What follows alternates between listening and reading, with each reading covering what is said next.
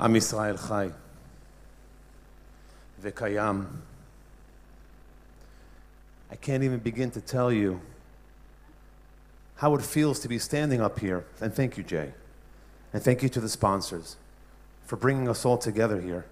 I got to speak to some of the people here on the floor sitting. There's many people on the floor, exchange students from Switzerland. And some of us are from the United States. And some of us are from other parts of Europe and all around the world. And here we are sitting together.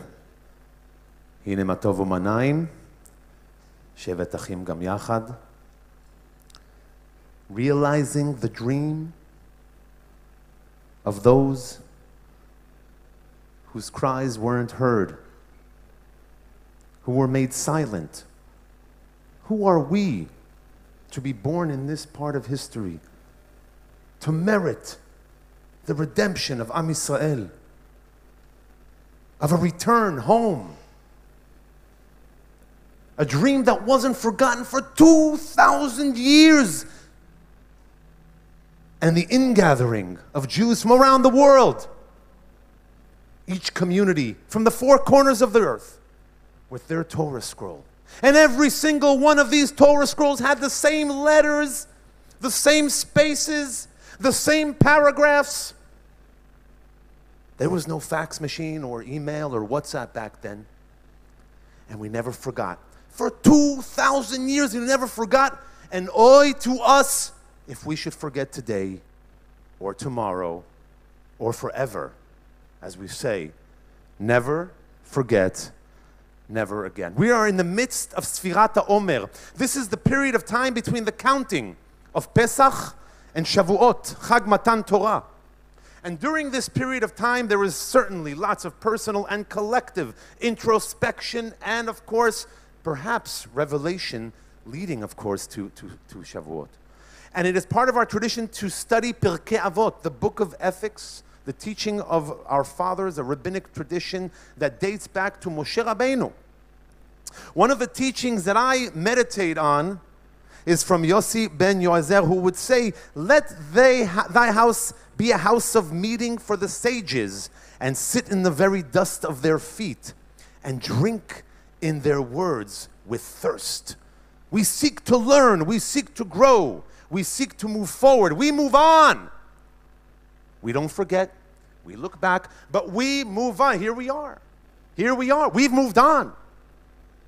And it reminds me of Eli Wiesel alav shalom, who was quoted to say, there is a divine beauty in learning. To learn means to accept the postulate that life did not begin at my birth. Others have been here before me, and I walk in their footsteps. The books I have read were composed by generations of fathers and sons, mothers and daughters, teachers and disciples. I am the sum total of their experiences, their quests. And so are you. And it was Viktor Frankl, another Holocaust survivor, who said, ultimately, man should not ask what the meaning of life is, but rather must recognize that it is he who is being asked. It is upon us to choose. Every morning we make choices. And every day Am Yisrael chooses. And what do we choose? We choose life. We choose to hand over the torch of previous generations onto our children, onto the next generation. And this is what this is about. We stand upon the shoulders of our ancestors, those who could only dream to be here. And here we are. And not only here we are, but wow, what have we created? What a model for a society, a democratic society here, Dafka in the Middle East. A light unto the nations. We have our complexities, we have our challenges, just like everyone else. Herzl was right. Nonetheless, here we are. It's such a pleasure to be here. And with that, I want to welcome our next speaker. Thank God for technology, because I don't have to print out... There you go. Tova Dorfman. Please come on up as I just get your bio right here. We are certainly honored to have special guests with us this evening. And with us we have Deputy Vice Chair of the World Zionist Organization, an entity created in 1897, still existing to this day. By whom? By Theodor Herzl, indeed. Tova Dorfman, ladies and gentlemen, is the deputy chairwoman of the World Zionist Organization and chair of the Department for Israel and Holocaust Commemoration worldwide. It is our pleasure to have you join us this evening. Tova, please.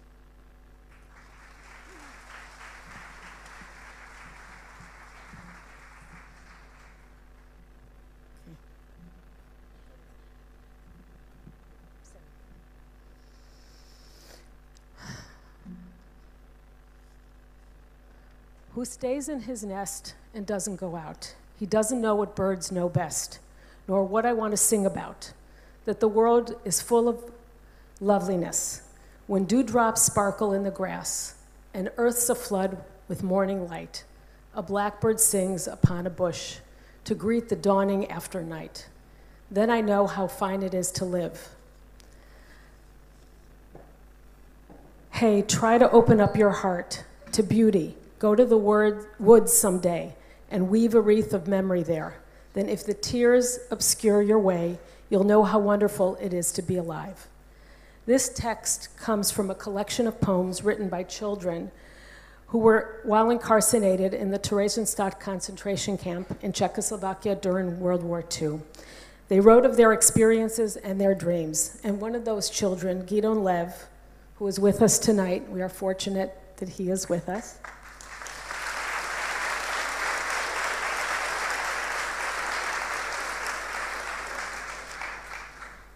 You'll hear from Gidon later, but he was born in Czechoslovakia and was imprisoned in the Theresienstadt concentration camp at age 6, where he remained until he was 10 years old. He lost 26 members of his family in the Holocaust, including his father, who was killed at Auschwitz. Gidon, together with his wife and Julie, have dedicated their lives to share Gidon's story on social media, and you should all follow them. Recently, Gidon was part of an initiative of the World Zionist Organization to share testimonials and words of wisdoms of Holocaust survivors with hundreds of thousands, if not millions, of people around the world. We have very little time left where our survivors are with us, and it's important to hear their stories and generate their stories. So thank you, Gidon and Julie, for being here tonight and for sharing your story with us. Thank you.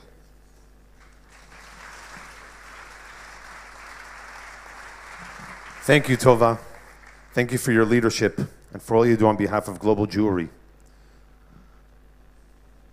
We're going to start with our candle lighting commemoration. Okay, thank you. And may I also add to the thousands of viewers out there all around the world who are with us at this very moment in spirit. We stand together, as we always like to say, Am Yisrael Chai, we never forget and never again. Thank you for joining us here in Tel Aviv. We're going to start with our candle lighting memorial here, sponsored or powered by the Amuta, our 6 million, and we're going to call up each candle lighting. For candle number 1, it's Adapta Savta survivor from Romania, Susan, who has also been newly adopted grandchildren, my apology, lighting in honor of Lily Henoch. If we can just make room for, thank you, for Susan.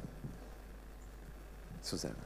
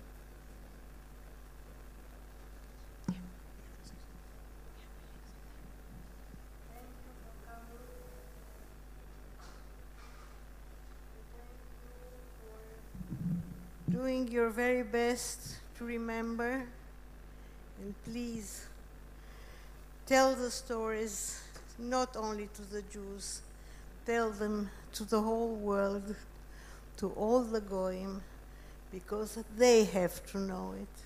We know it in our heart and in our flesh. They have to know it in their heads, and maybe something will remain, and we won't have it again.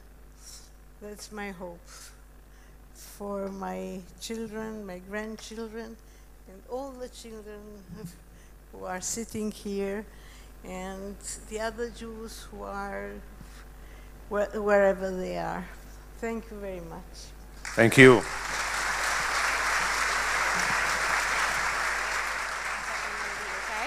I'm going to read this, okay? Lily Hanoch, 1899 to 1942, was a German track and field athlete who set four world records and won 10 German national championships in 4 different disciplines.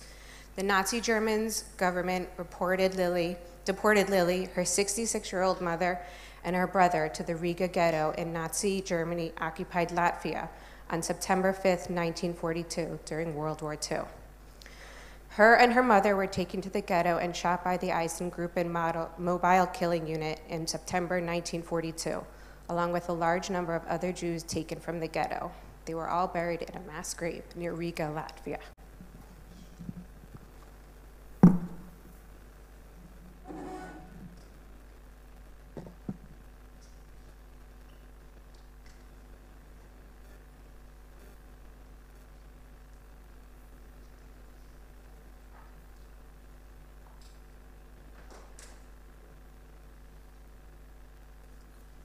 For our second of 6 candles, we'll welcome Alyssa, who's daughter of a survivor, and lighting in honor of Regina Jonas.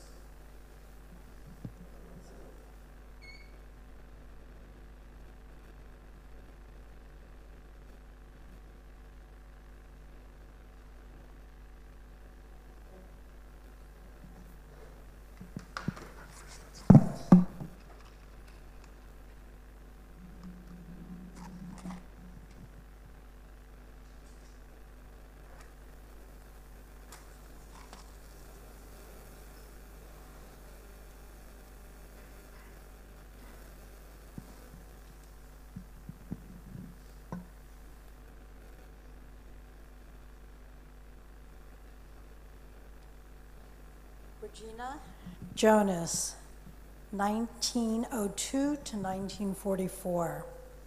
Regina was a Berlin-born rabbi. In 1935, she became the first woman to be ordained as a rabbi. In 1942, Regina Jonas was arrested by the Gestapo and deported to Theresienstadt. She continued her work as a rabbi, and Viktor Frankl, the well-known psychologist, asked for her help in building a crisis intervention service to improve the possibility of surviving by helping to prevent suicide attempts. Regina Jonas worked in Theresienstadt camp for 2 years. Records of some 23 sermons written by Jonas survive.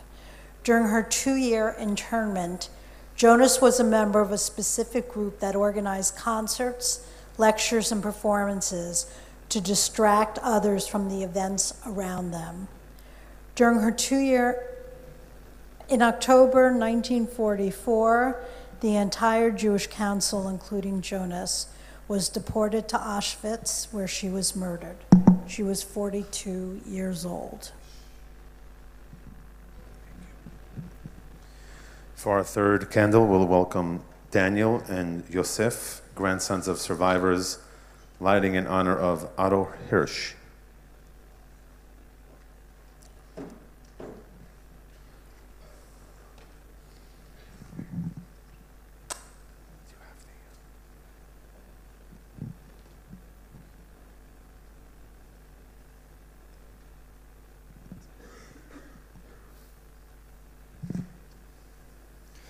Otto Hirsch was a German jurist and politician during the Weimar Republic. He was born in Stuttgart, Germany. In 1930, Hirsch was elected president of the High Council of the Jewish religious community in Württemberg. Hirsch was one of the founders of the Reich representation of the German Jews and was named to its board of directors. He was arrested several times by the Gestapo. He was sent to Mauthausen camp and assassinated in 1941.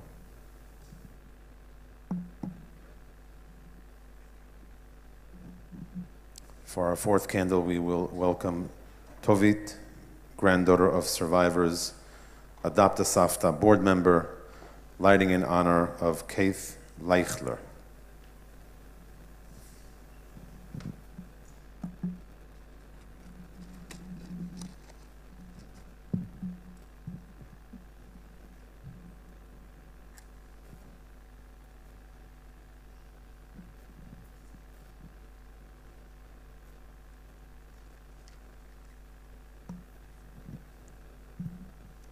Katie Leichter, born in Vienna in 1895, was an Austrian Jewish economist, feminist, women's rights activist, journalist, and politician. Leichter was involved in and a member of several different political organizations. She was one of the first Austrian women political science graduates to have specialized in economics.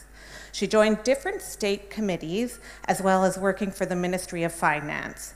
Leichter joined the Women's Department of the Viennese Institutionalized Workers' Chamber in 1925 and led the department until 1934.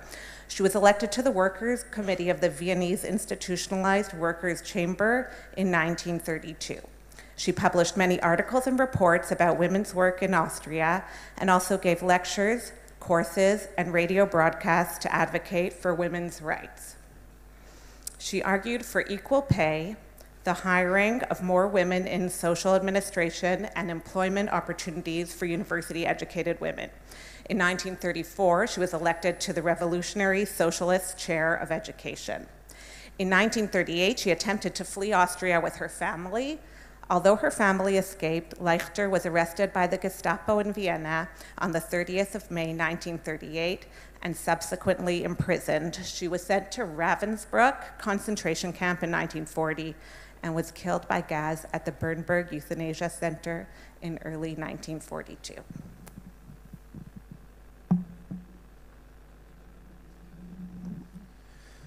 For candle number 5, in memory, we welcome Jason, who lost family in the Shoah, lighting in honor of Simon Pullman.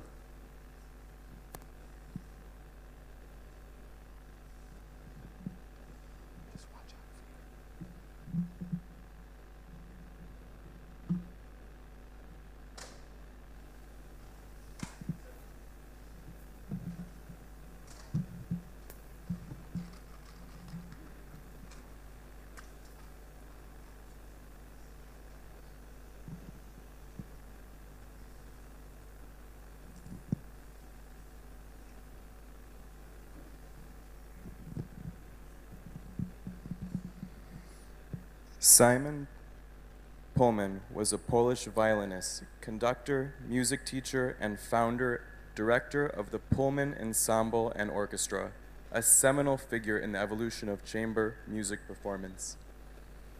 In 1938, Pullman managed to escape from the Warsaw Ghetto to Paris. In 1939, he visited Warsaw and was trapped there by German invasion. Imprisoned in the Warsaw Ghetto, he directed the Warsaw Ghetto Symphony Orchestra. Pullman was transported to Treblinka extermination camp in early 1942, and like him, all of the members of the orchestra were presumed to have been killed. Most of my grandfather's immediate family recognized the rising danger and immigrated from Germany to Chicago in 1935. My grandfather served in the Air Force in World War II and lived the American dream until he passed of old age. Some of his family, my relatives, were lost. They were family I never knew, we never spoke of them, and I don't even know how many there were or when to say Kaddish. I miss them as family I never had, and I find them in my friends here today.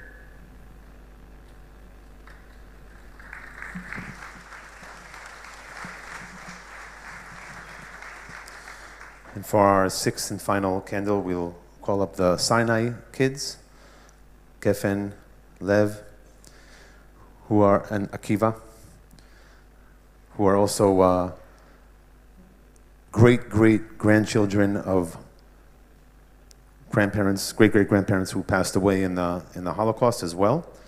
And their great-grandparents are survivors. Their parents, I'm one of them, is their father. And we are their legacy. They will be lighting the candle in memory of Lazer Ilya Strapman.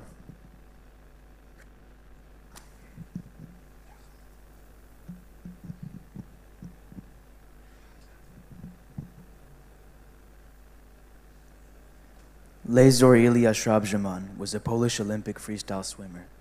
Strapman was born in Warsaw, Poland. He was a Polish champion and competed for Poland in the 1936 Summer Olympics in Berlin, Germany. Strapman was murdered in 1943 in the Majdanek concentration camp.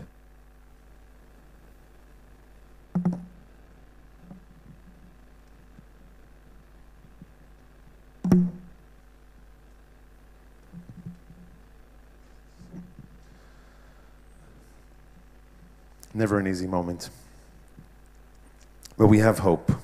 And now I'd like to welcome Rabbi Jonathan Feldman, Director of Tribe Tel Aviv, to say Kaddish.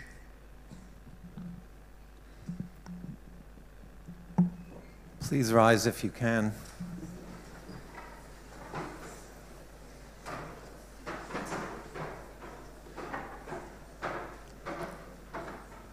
The Kaddish is traditionally said for those who have passed away, but it's also a prayer that speaks of the glory of the Almighty and that yearns for peace and for a better future. It's dedicated to the souls of the 6 million, and I'd also like to dedicate it to my mother's cousin who fled the Holocaust at 5 years old, fled through France for 2 years with my grandmother and her mother, and who came to America eventually, and who passed away a month ago at the age of 89. So also dedicated to the generation of survivors who are now leaving us. יתגדל ויתקדש שמי רבה, בעלמא דברך חירותי והמליך מלכותי, וחייכון וביומכון ובחי לכל בית ישראל, בעגלה בזמן קריב, ואמרו אמן.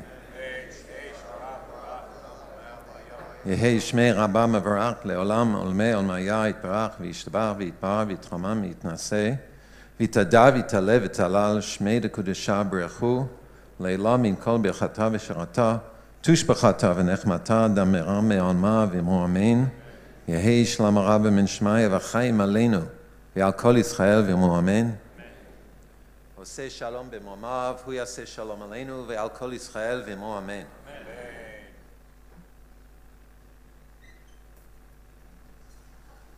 You may be seated. We welcome Rabbi Shlomo Chayen, Educational Director of the Am Yisrael Foundation and Adapt Savta, to share a few words and recite El Malach Rechamim.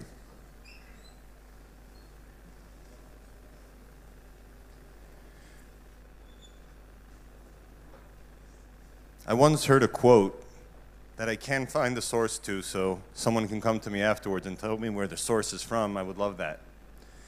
But it was told that a person dies 3 times. The first time he thinks of death, that moment when we were children or young adults, and suddenly you meet death for the first time and you think of death, that's the first time something dies in you. The second time is when you close your eyes to die and you pass away. And the third time is the last time your name will ever be spoken. Tonight is all about remembering. And before I start my speech, I want us to remember together. And a custom that we've been doing for over 6-7 years at this ceremony is to remember the names that will not be forgotten, because that is what we are all about. Whether it's by the names that we are called upon. I know that my name, I'm named after 2 uncles that were killed in the Holocaust. but it's also about us standing up right here, right now. And I want to take that 5 minutes. I know people are standing, but I want us to take those 5 minutes. And if you have someone, whether it's a survivor or a name of a person that you know because you studied about them or that is a relative, just stand up, say the name, and say where he's from. I'll start. I want to remember my Savta, may she rest in peace, that is not with us already for 7 years, Leah Fuchs from Hungary, and her whole family that was killed. She was the only survivor from her family, the Fuchs family from Hungary.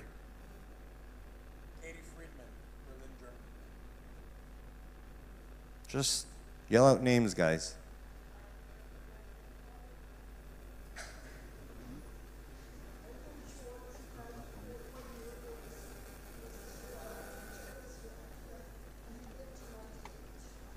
Thank you.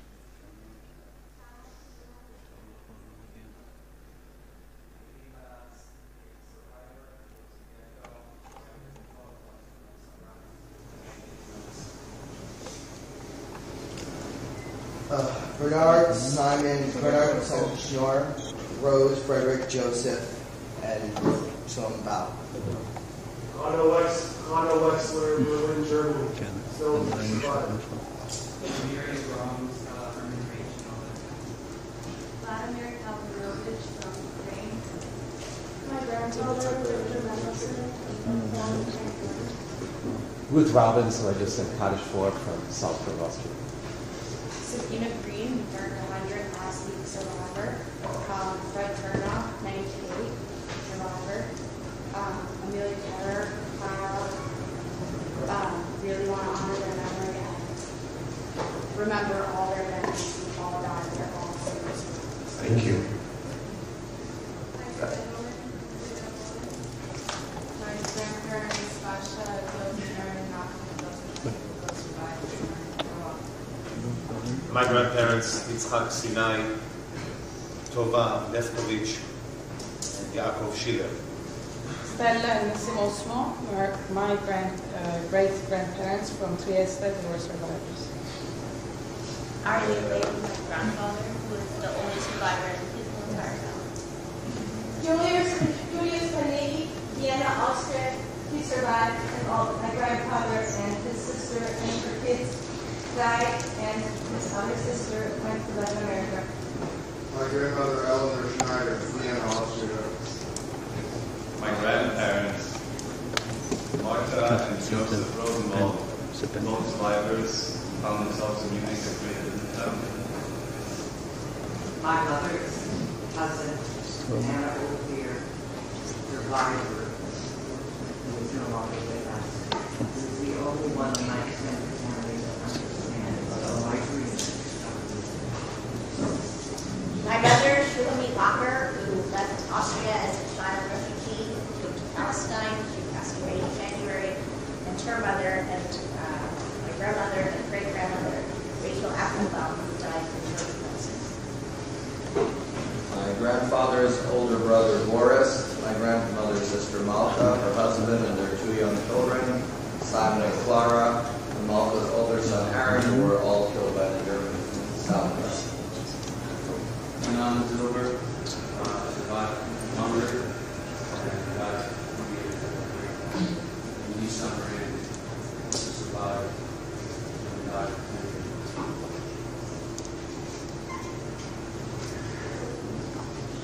Father's family, where the Angel family role, they were 26 members of my family were killed in the Holocaust. Amongst them, my great-grandmother, at the age of 33, who came to Jersey, was sent to Srebrenica, the death camp, absolutely. Lionel Emmer, my grandmother's brother, who did not make it, still died shortly before the revolution. And my great aunt Selah and her 2 children, Azrael and Rivka.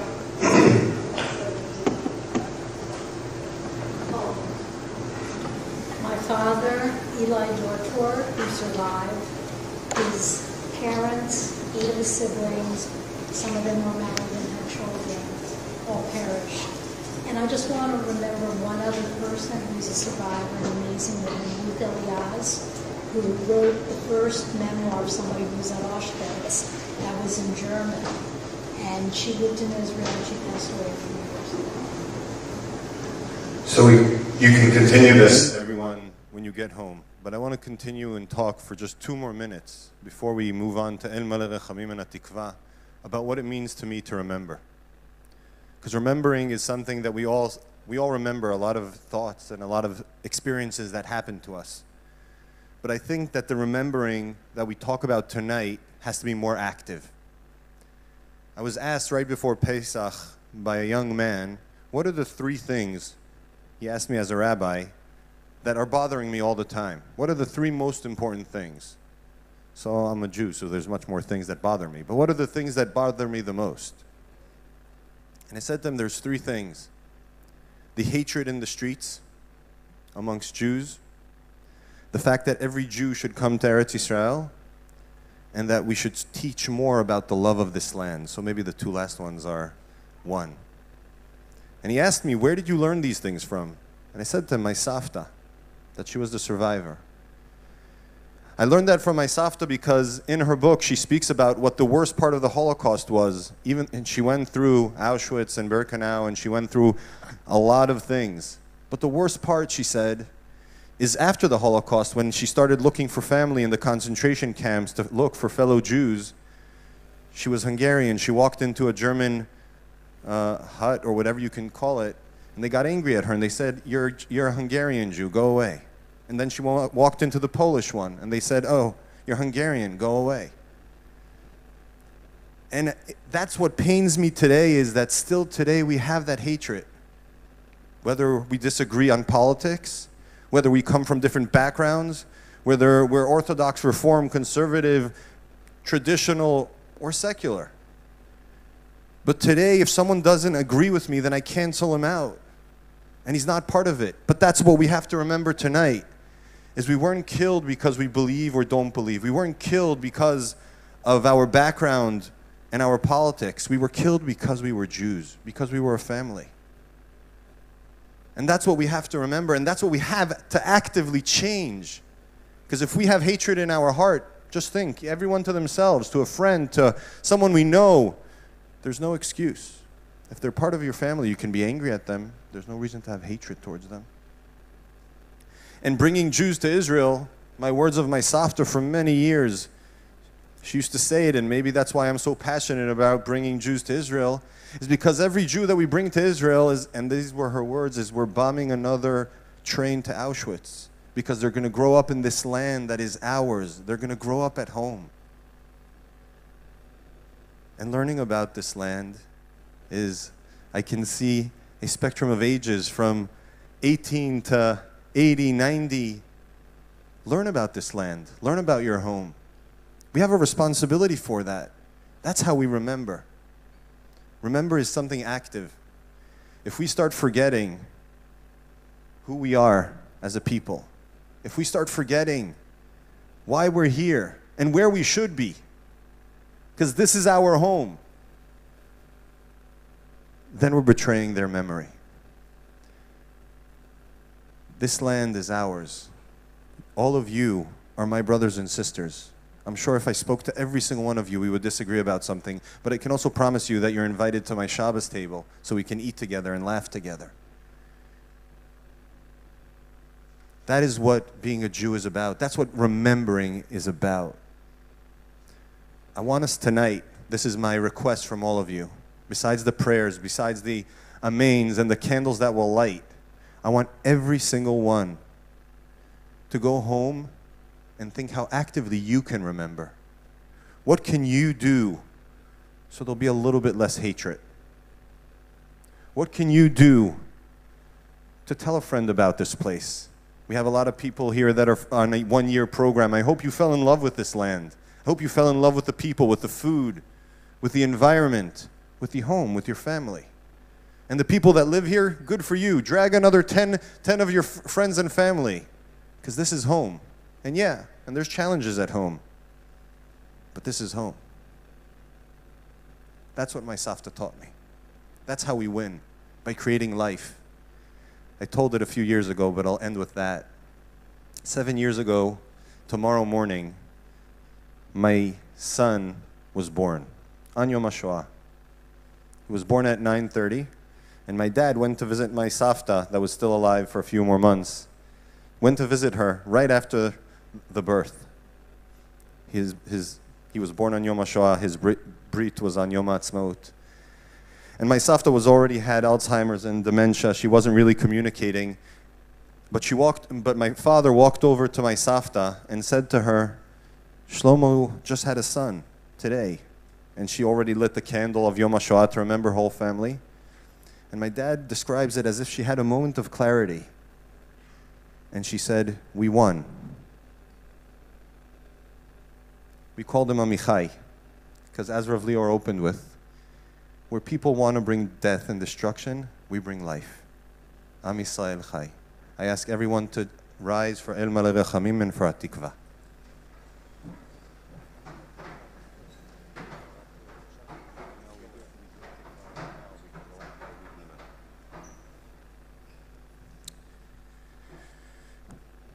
El Maleh Rachamim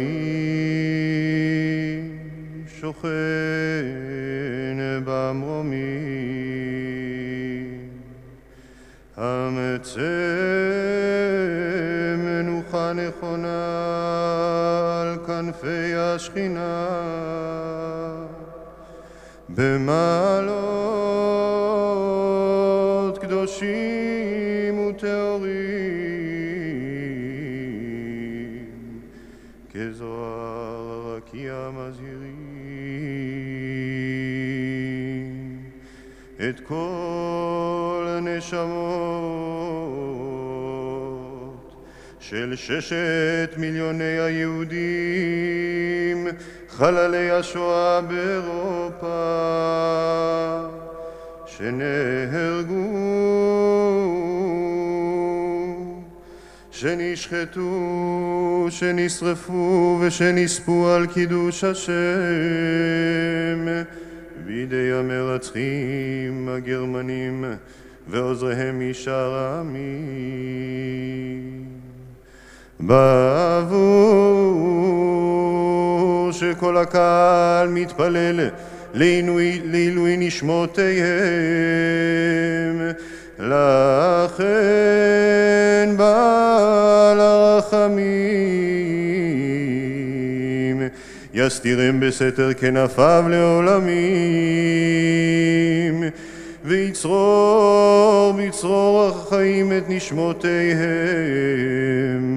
אדוני הוא נחלתם, בגן עדן תהא מנוחתם, ויעמדו לגורלם לקץ הימין, ונאמר אמן. כל עוד בלבב פנימה נפש יהודי הומיה ולפתי מזרח קדימה עין לציון צופיה עוד לא אבדה תקוותנו, התקווה בת שנות 2000 להיות עם חופשי בארצנו ארץ ציון וירושלים, להיות עם חופשי בארצנו ארץ ציון וירושלים.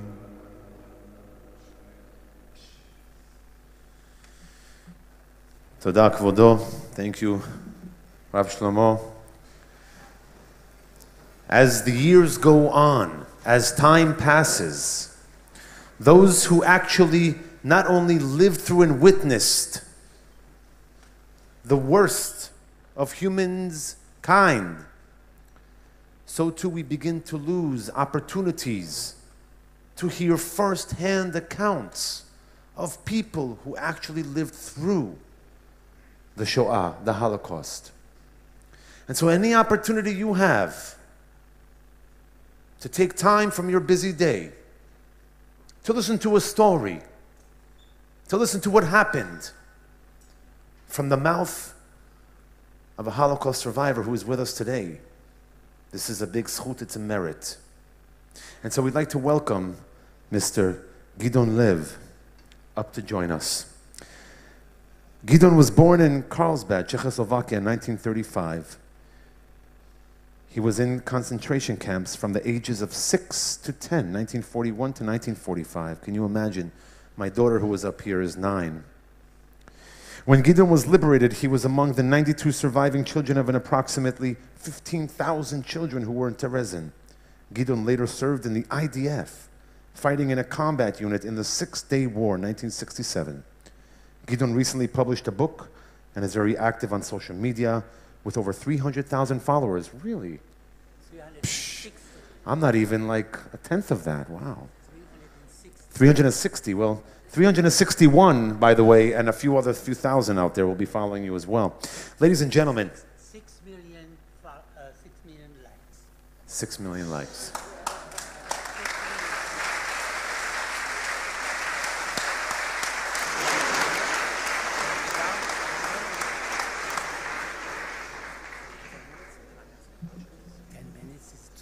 Okay, so 20 minutes. Yes. Okay. I'm thrilled, truly flabbergasted to be invited here by all the organizations that invited me, especially Adapt a SAPTA. I wasn't active in it, I'm not, because I'm a survivor myself. But I know the organization, and I am thankful for giving me the opportunity to speak to you. I have actually never spoken to such a huge amount of people at one time. Really, it's a bit scary. The first thing I'm going to do, I will show you. This Magen David was my mother's. It's the original. And when we had to wear them, not I, because I was too small, we had to buy them. They didn't just give them. So my mother was a bit clever. You see in the back here, there's a little pin. Of course, we don't go every day with the same shirt or same blouse or same coat. So you have to move it because you are not allowed to go without. So we put a pin and you put it here and you catch it. Sorry, it takes a little time. And you pin it.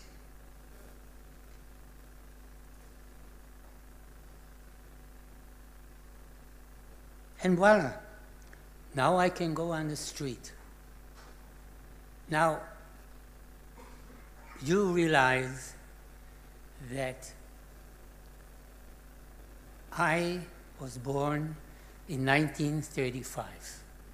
1935, my parents and my grandparents were living in a place in Czechoslovakia in a part that is called Sudetim. I tell you this because it's important to put things in context.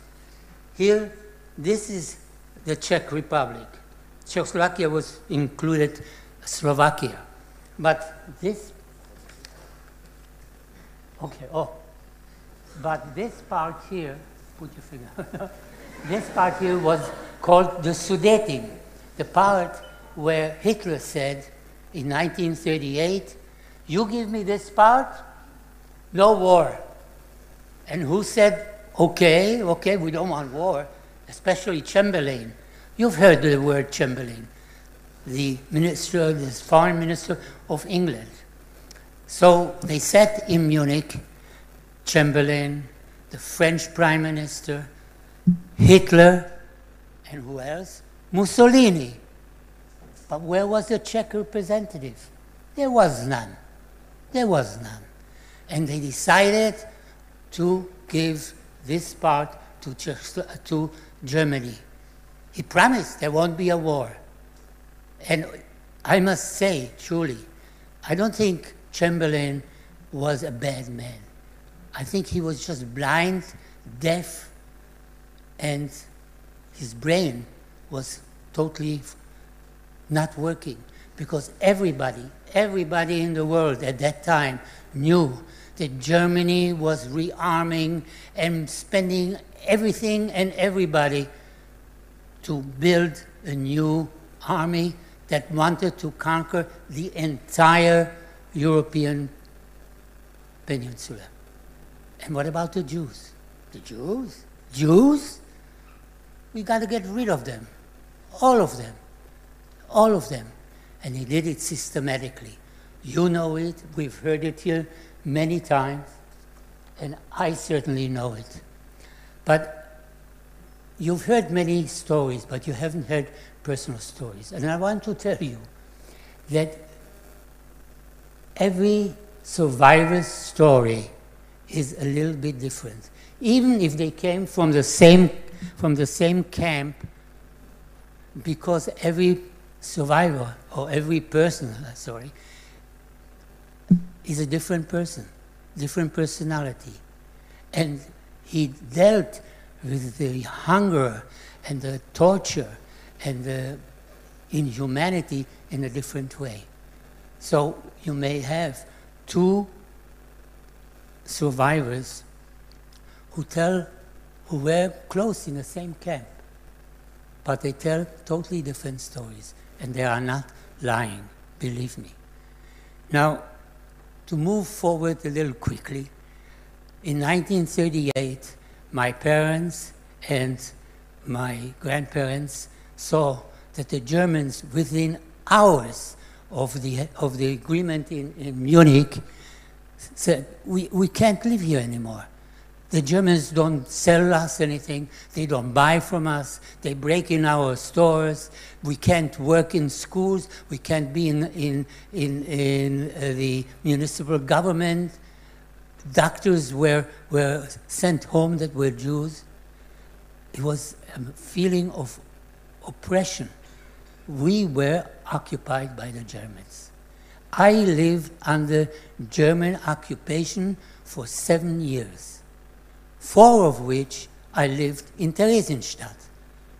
Many people have never heard of Theresienstadt. They've heard of Treblinki, they've heard of Dachau, Buchenwald, Mauthausen, Auschwitz. But Czechoslovakia had its own concentration camp. It was Theresienstadt. It was 55 kilometers north of Prague. And it had been an army camp before World War I. And when we, my parents and I and my grandparents, got on a train in 1938 in the middle of the night, it was June, I had just had my 3rd birthday, because I was born 3/3/35, not a date that is hard to forget. And I had received a little tricycle. You know tricycles? Kids love tricycles. I did. It was red. It had black handlebars. And we came to the train in the middle of the night. It was cold.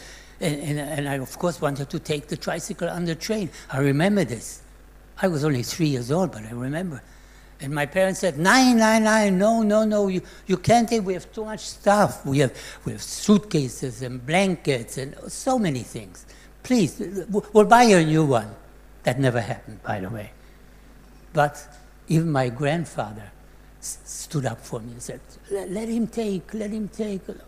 9, no, nah. So, no tricycle. So we got on a train.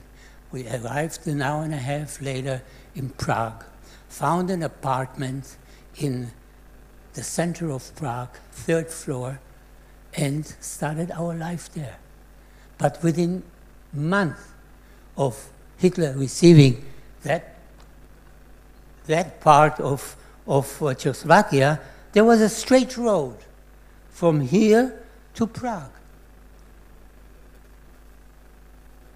Hitler's army got on the road and took over entire Czechoslovakia and made this entire part a protectorate of Germany, which means there was no more Czechoslovakia. There was just Germany.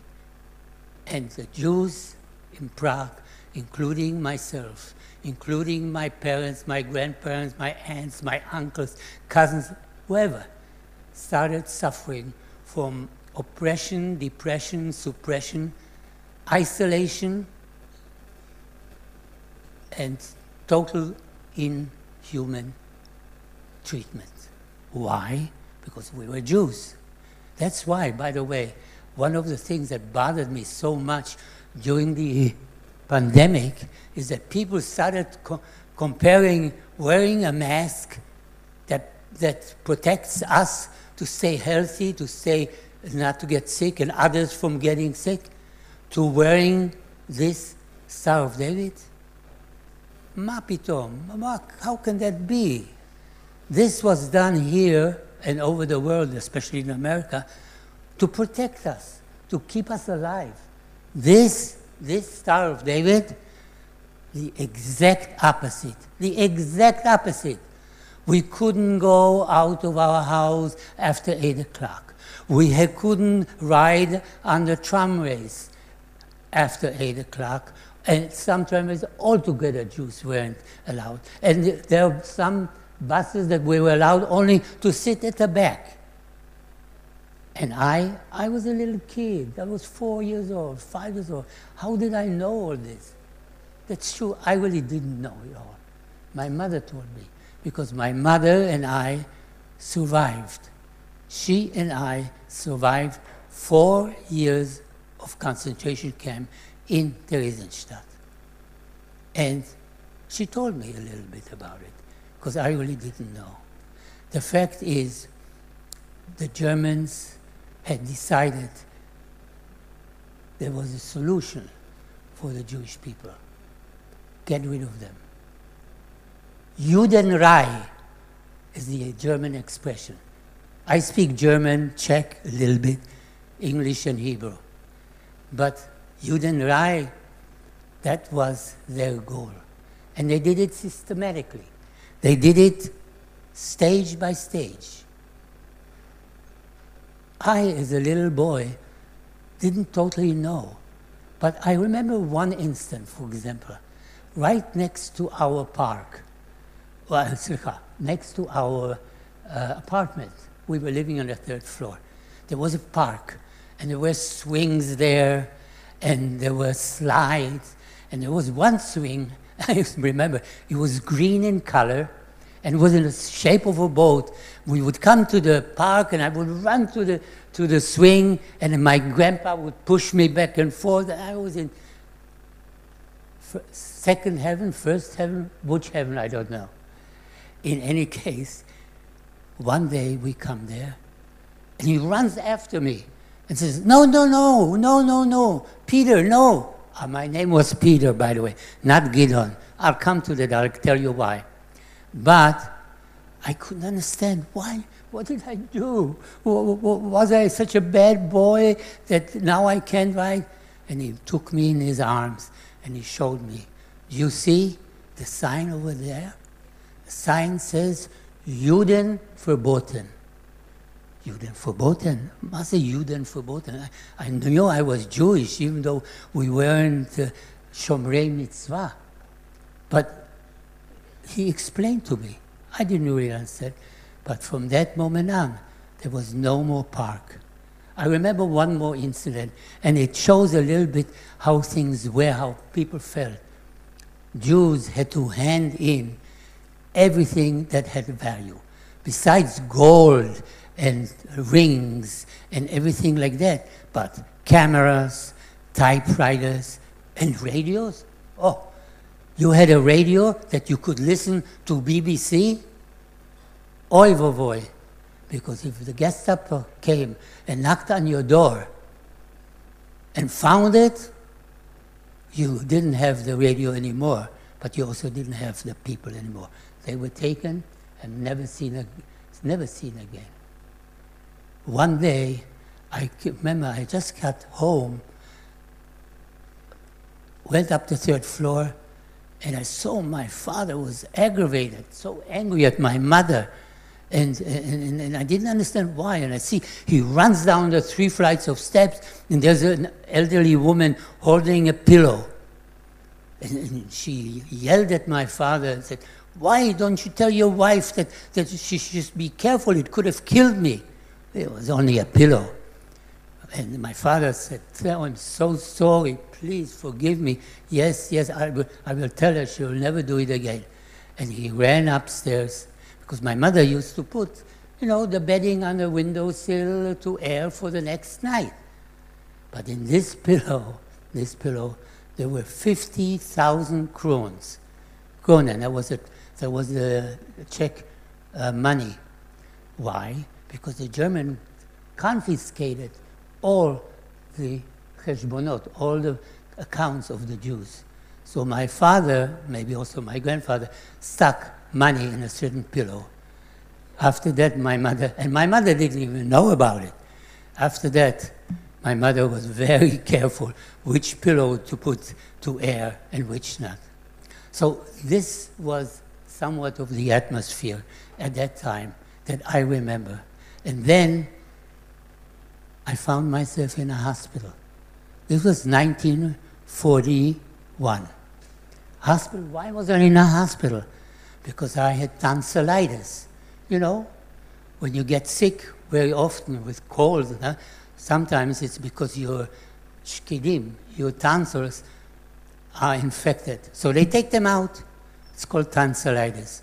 And I remember my father and my grandpa coming to the hospital, and I couldn't speak because it hurts terribly. But what did they do? They brought me ice cream. Why ice cream? Because ice cream, a person who has this tonsil, you can eat. He can have. That's the only thing. Doesn't hurt. But I couldn't speak.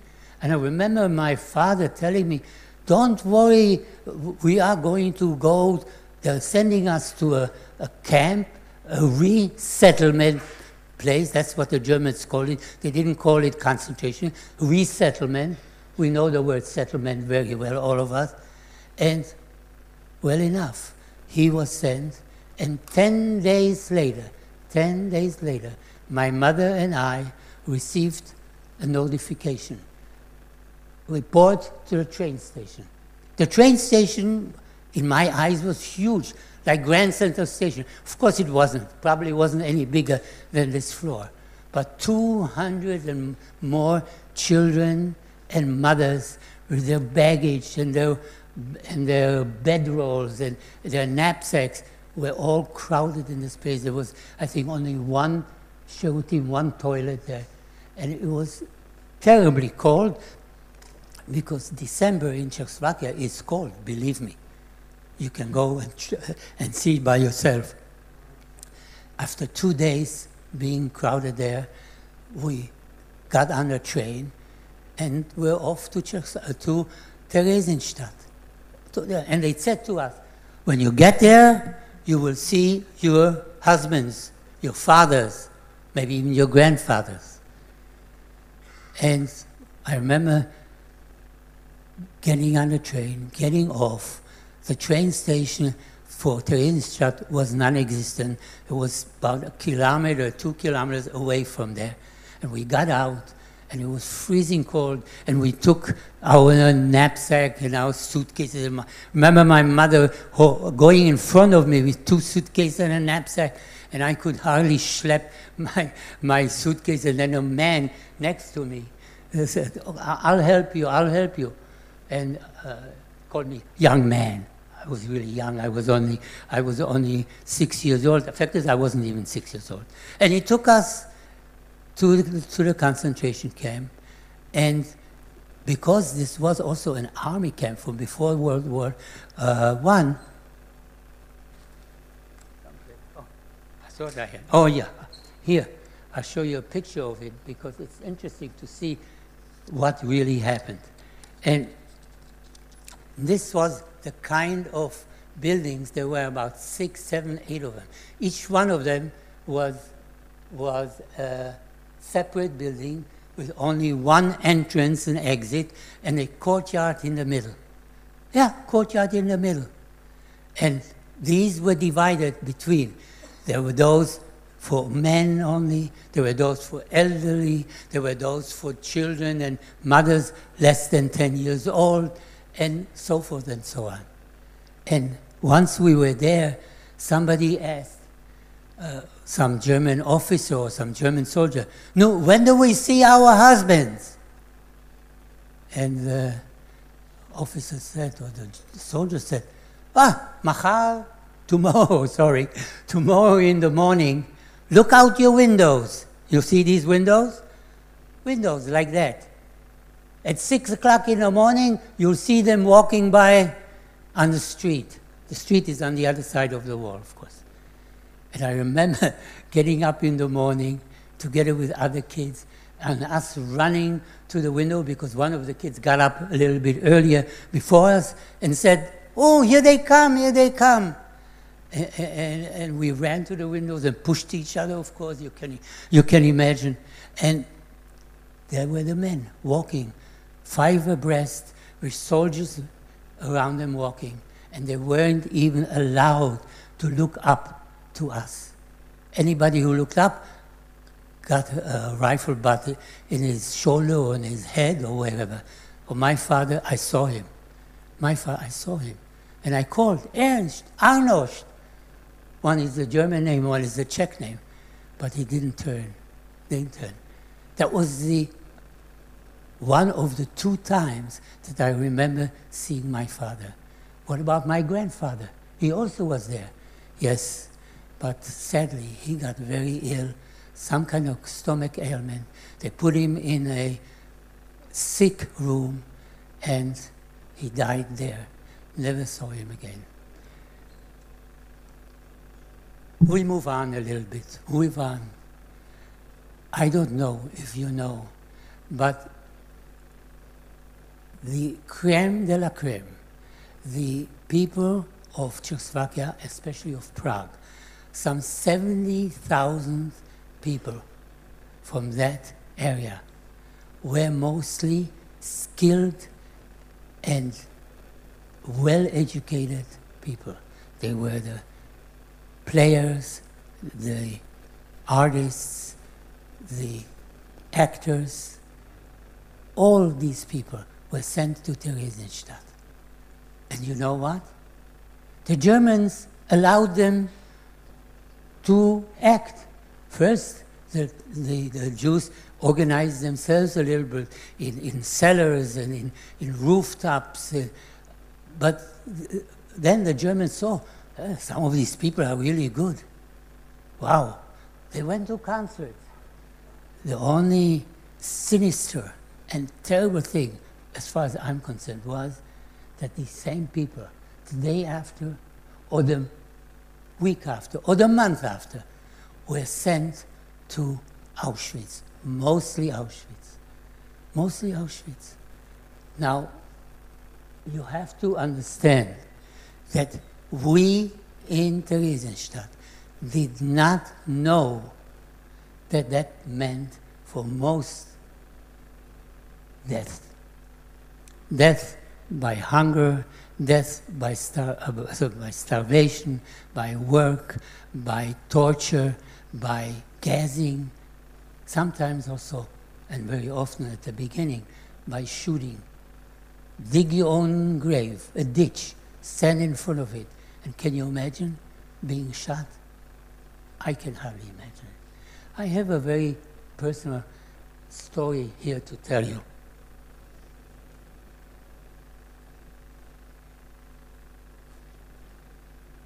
Thought I had it here.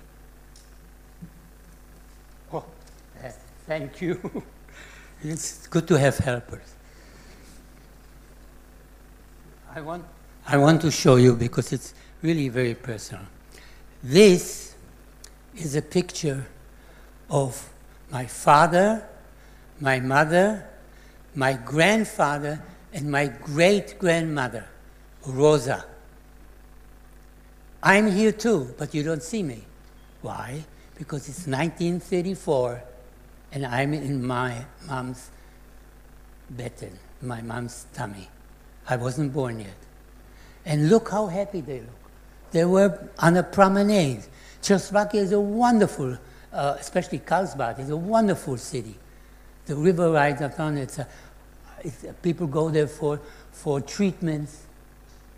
And they were still happy.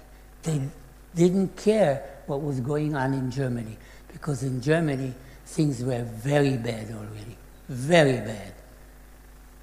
And this same lady, this grandmother or great-grandmother, she's the mother of my grandfather, arrived in Theresienstadt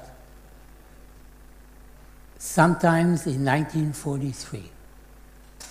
And she was put in one of the buildings with old people, where they kept them. And then, and actually my mother and I managed to visit her. And then one day she told us, you know, they're sending me to some place in the east. Boy, we thought that was terrible. And I remember, and I was a kid, 7 years old at that time, maybe 8 years old. We went to the Bahnhof, to the train station, and there in the corner stood a lady, very gaunt, very serene, in a long, beautiful black dress, Adina, you know, a real human being. And as my mother and I come towards her, she says, "Oi, don't be worried," because she saw that we were worried. There was my good reason to be worried. So don't be worried, what can they do with me? I'm 83 years old, I can't even work. That's true, she couldn't work. So it was for sure that she would be sent to the gas chamber. And she was. She died in Treblinka. In Treblinka was one of the worst concentration camps.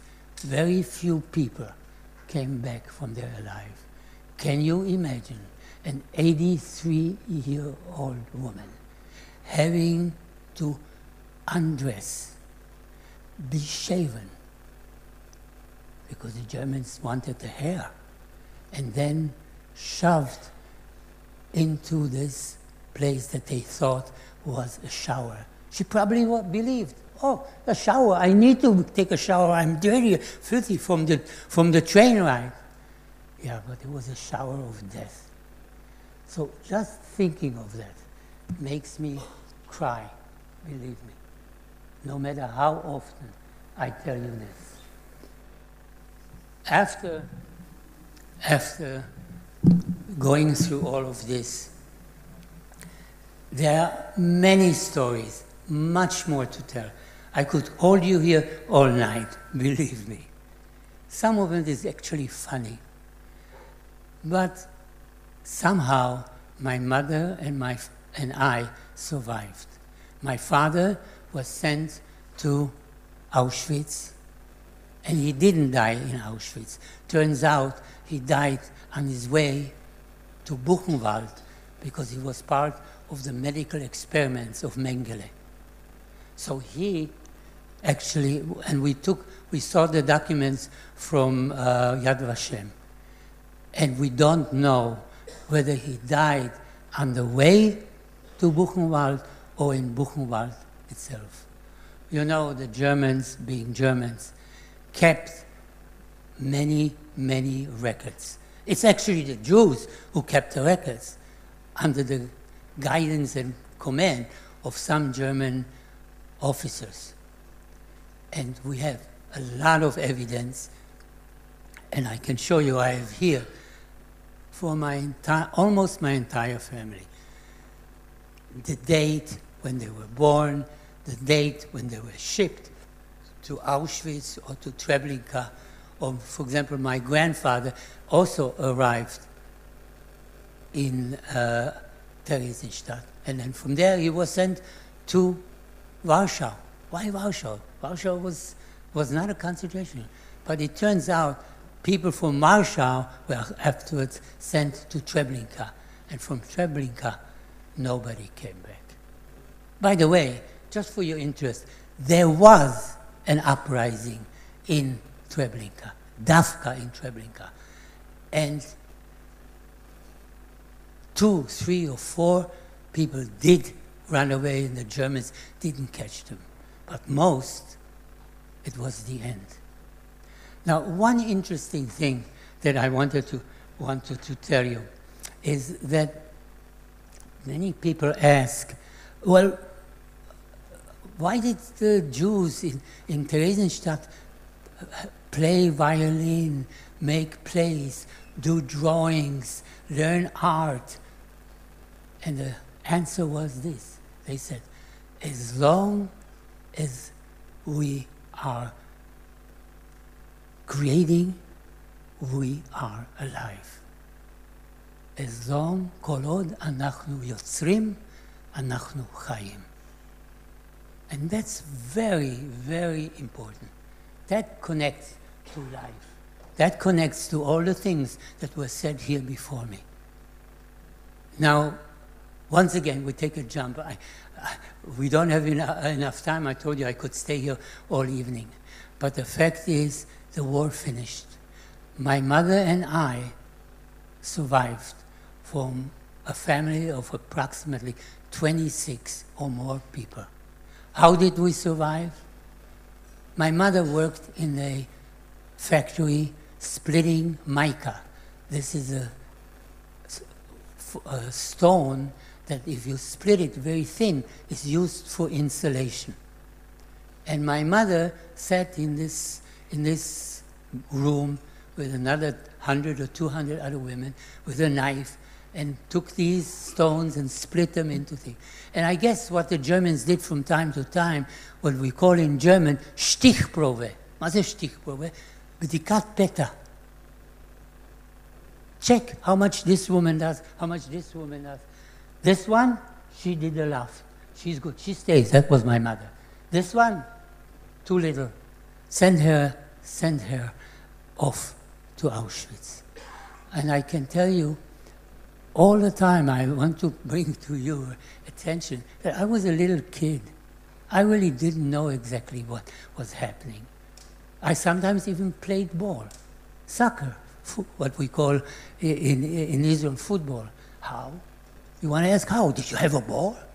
No, we made a ball out of rags.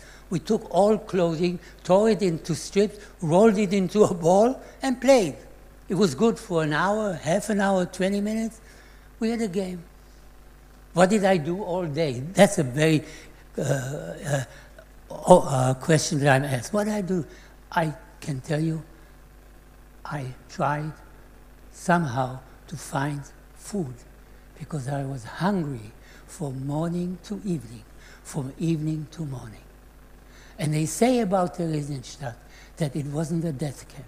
And yet, in the 4 years of that existence, 35,000 people, Jewish people, died there out of hunger, exhaustion, disease,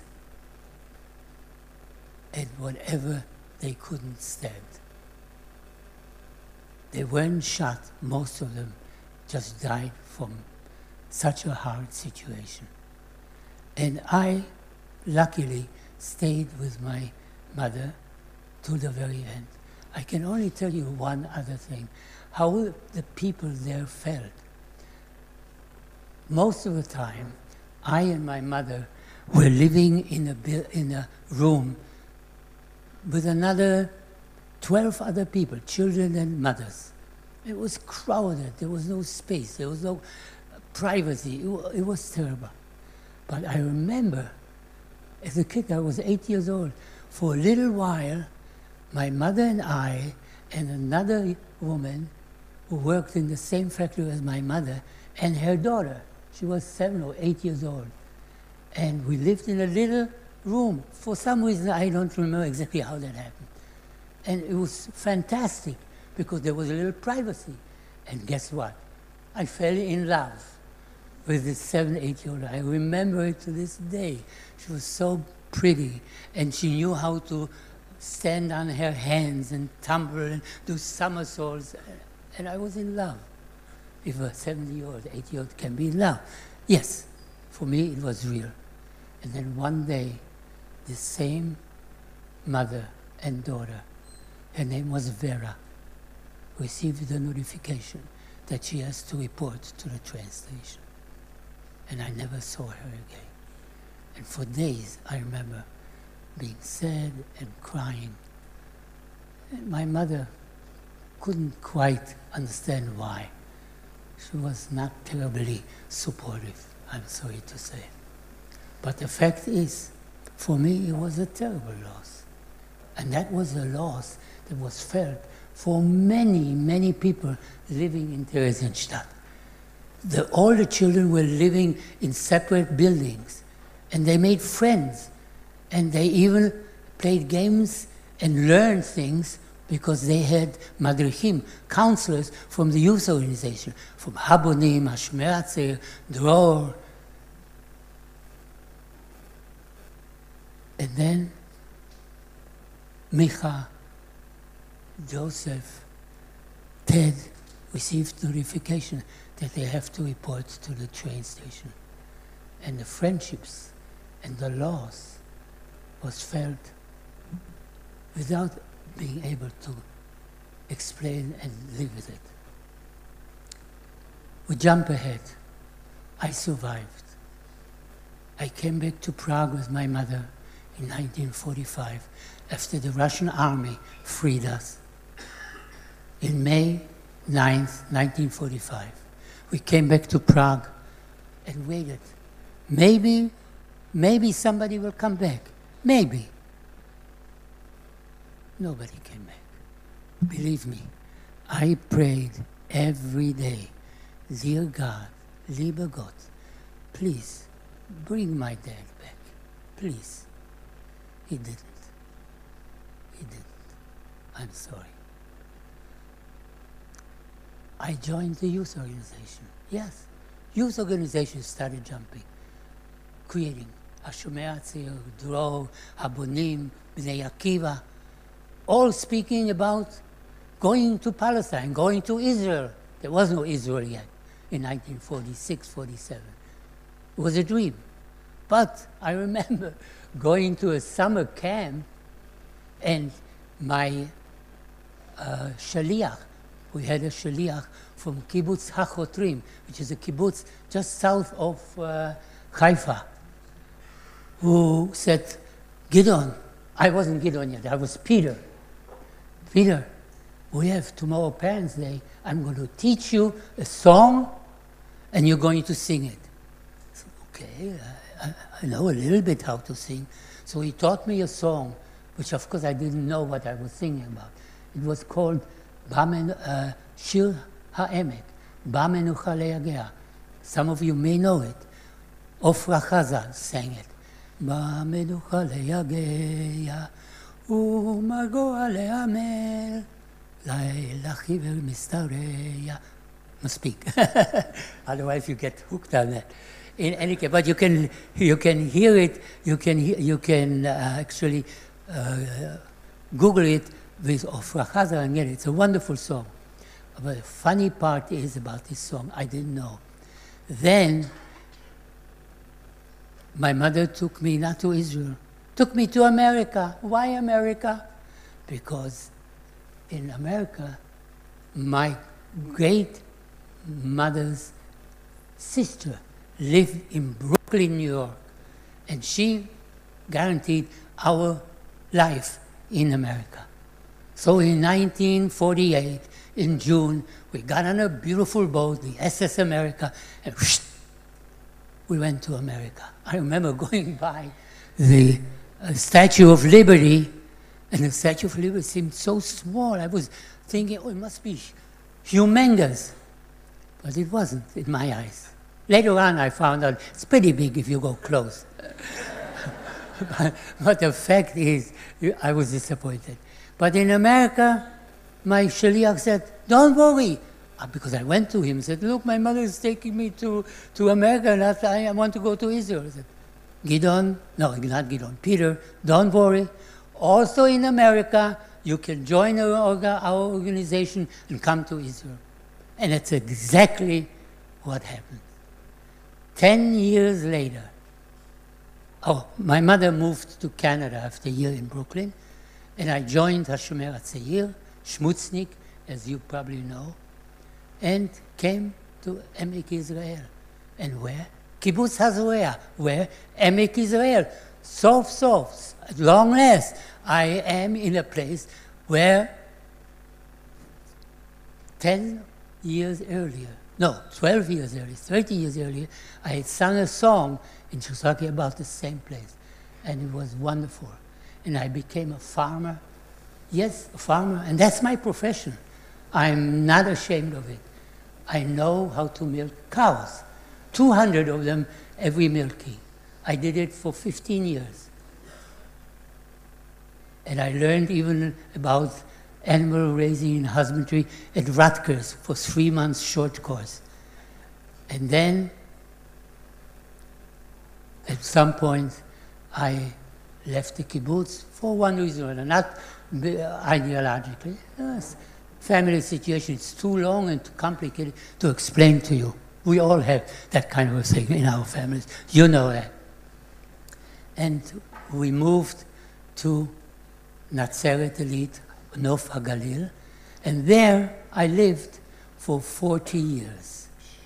I didn't milk cows anymore, but I did milk checking on barns around the Emek Israel. I also worked in the community center because my hobby, believe it or not, is folk dancing. Folk dancing, yes. I love folk dancing. I danced, I taught on the kibbutz. I met 2 wives. My first wife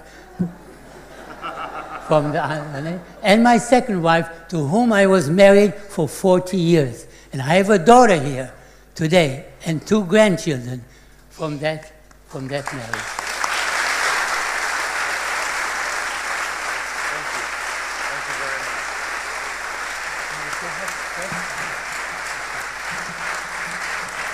Look at this.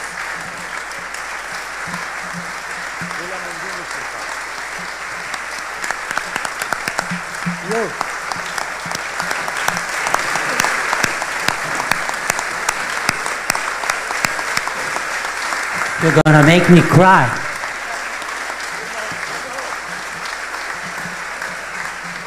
Gidon, we want to thank you.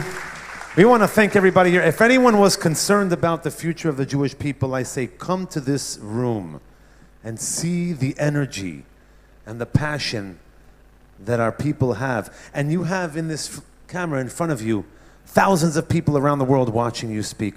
What would you like to say to everyone right now? Make the world a better place. Don't close your eyes or ears or brain. Be on guard and let anything like it ever happen again. Not only to Jews, but to all people. And Am Israel Chai. Am Israel Chai. We want to thank Adapta Savta for hosting us, for organizing this wonderful event. Ichud Olam for hosting us. To all the sponsors, to Gidon, of course. And we want to welcome you once again, not only next year to join us, God willing, but also to take part. Be active in our community here in Israel and Tel Aviv. Support Adapta Savta. Get involved. Hold on, we're not done yet. Just one moment. Did you want to say something? Yes. I want to say, because that's very important. I wrote together with my partner, who is my editor and my life partner, Julie Gray.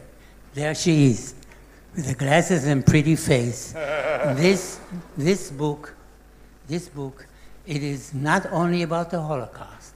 It is about survival and living both before the Holocaust, during and after, and building this country.